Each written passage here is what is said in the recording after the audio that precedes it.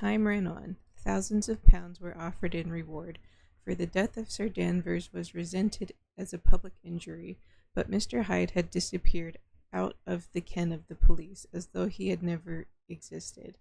Much of his past was unearthed indeed, and all disreputable tales came out of the man's cruelty, at once so callous and violent, of his vile life, of his strange associates, of the hatred that seemed to have surrounded his career, but of his present whereabouts not a whisper. From the time he had left the house in Soho on the morning of the murder, he was simply blotted out, and gradually, as time drew on, Mr. Utterson began to recover from the hotness of his alarm, and to grow more quiet with himself.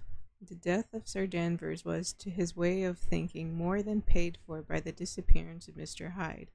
Now that evil influence had been withdrawn, a new life began for Dr. Jekyll.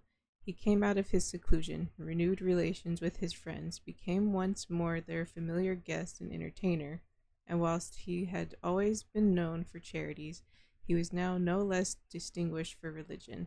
He was busy, he was much in the open air, he did good, his face seemed to open and brighten as if an inward consciousness of service, and for more than 2 months the doctor was at peace. On the 8th of January, Utterson had dined at the doctor's with a small party. Lanyon had been there, and the face of the host had looked from one to the other as in the old days where the trio were inseparable friends. On the 12th, and again on the 14th, the door was shut against the lawyer. The doctor was confined to the house, Poole said, and saw no one. On the 15th he tried again, and was again refused, and having now been used to the last 2 months to see his friend almost daily, he found his return of solitude to weigh upon his spirits. The 5th night he had in guest to dine with him, and the 6th he betook himself to Dr. Lanyon's. There at least he was not denied admittance, but when he came in he was shocked at the change which had taken place in the doctor's appearance. He had his death warrant written legibly upon his face. The rosy man had grown pale, his flesh had fallen away, he was visibly balder and older, and yet it was not so much these tokens of a swift physical decay that arrested the lawyer's notice, as a look in the eye and quality of manner that seemed to testify to some deep-seated terror of the mind. It was unlikely that the doctor should fear death, and yet that was what Utterson was tempted to suspect. Yes, he thought, yes, he is a doctor, he must know his own state, and that his days were counted, and the knowledge is more than he can bear. And yet, when Utterson remarked on his ill looks, it was with an air of great firmness that Lanyon declared himself a doomed man. I have had a shock, he said, and I shall never recover. It's a question of weeks. Well, life has been pleasant. I liked it. Yes, sir, I used to like it. I sometimes think if we knew all, we should be more glad to get away. Jekyll is ill too, observed Utterson. Have you seen him? But Lanyon's face changed, and he held up a trembling hand. I wish to see or hear no more of Dr. Jekyll, he said in a loud, unsteady voice.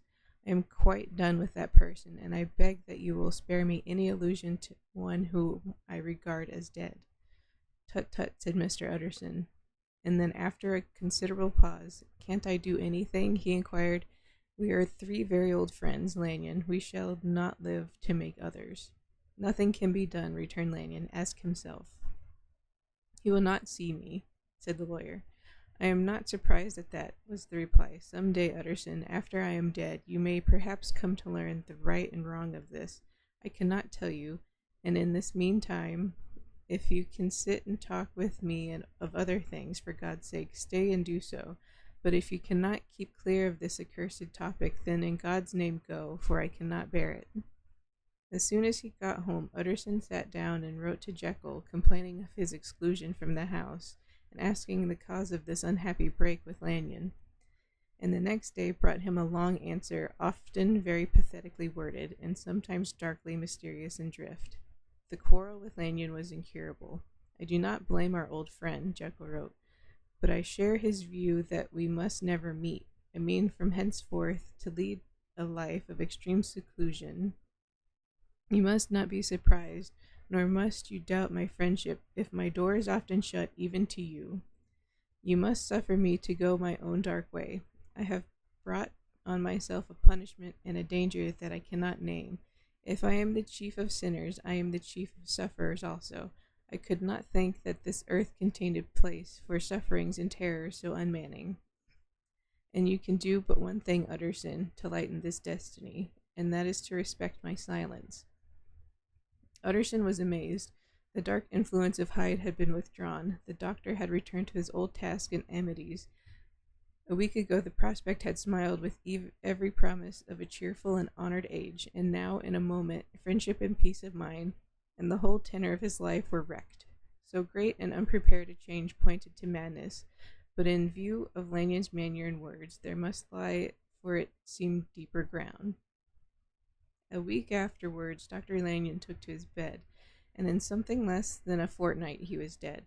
The night after the funeral, at which he had been sadly affected, Utterson locked the door of his business room, and sitting there by the light of a melancholy candle, drew out and set before him an envelope addressed by the hand and sealed with the seal of his dead friend. Private, for the hands of G. J. Utterson alone, and in case of his predecease, to be destroyed unread.